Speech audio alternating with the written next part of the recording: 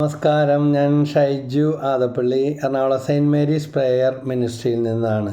Solomon രാജാവ്, ദാവീദ് രാജാവിൻ്റെ മകൻ സോളമൻ, ജ്ഞാനിയായ സോളമൻ രാജാവിൻ്റെ സുഭാഷിതങ്ങളിൽ 23-ാം അധ്യായത്തിൽ 21-ാമത്തെ വാക്യം, എന്തെന്നാൽ മദ്യപനും ഭോജനപ്രിയനും ദാരിദ്ര്യത്തിൽ അകപ്പെടും, മത്തുപിടിച്ച് മയങ്ങുന്നവന് കീറത്തുണി ഉടുക്കേണ്ടി വരും. അപ്പോൾ മദ്യപാനത്തിൻ്റെ ആഫ്റ്റർ എഫക്റ്റുകളാണ് രണ്ട് കാര്യം. ഒന്ന്, കീറത്തുണി ഉടുക്കേണ്ടി വരും. രണ്ടാമത്തെ കാര്യം, ദാരിദ്ര്യത്തിൽ അകപ്പെടും എന്ന് പറഞ്ഞാൽ കടമൊഴിയാത്ത അവസ്ഥ.